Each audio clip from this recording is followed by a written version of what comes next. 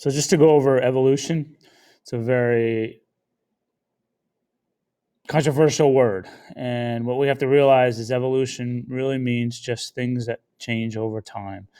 Life forms. It doesn't get into how things got here in terms of life's origins.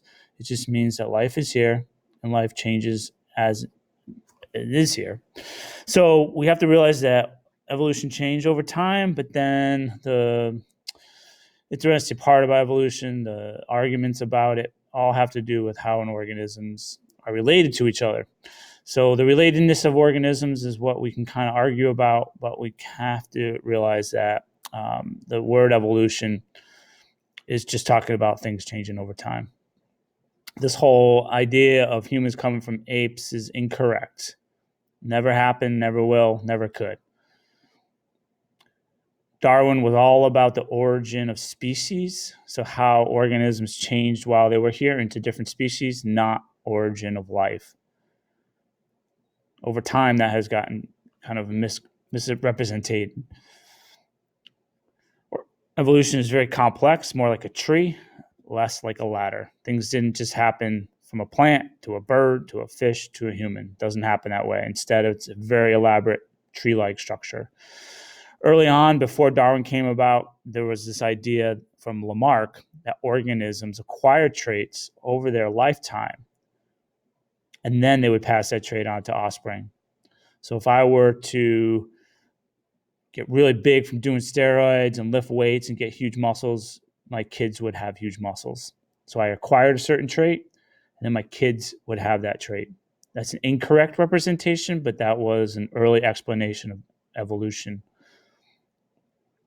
Beaver wants to cut down a tree, wants a chainsaw so bad that it actually gets one. Obviously, it's kind of crazy now to think about. That's what people thought, but that's what people thought. There were 3 scientists that supported Darwin's theories of evolution. Lyell came up with the idea of uniformitarianism. He was a geologist. Uniformitarianism means that the Earth is really, really old, and that things that the Earth goes through, like storms, rain, snow, hot, cold, rivers run, oceans have waves, all those things have always happened and always will.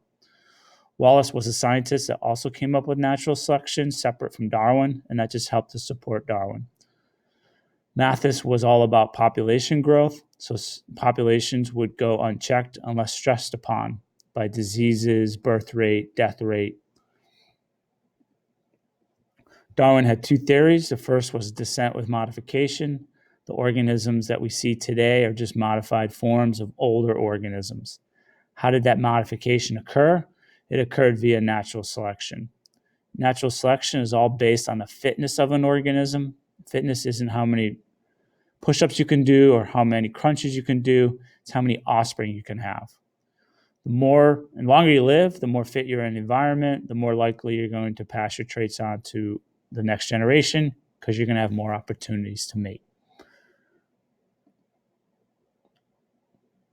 This is just an example of a modification over time. Horses used to be about 3 feet, a little less, about the size of a Labrador retriever. The horses we have now are close to 5.5 feet. And this is a modification of the hoof. So it used to have kind of fingers like you and I, but all those fingers came together as one long structure.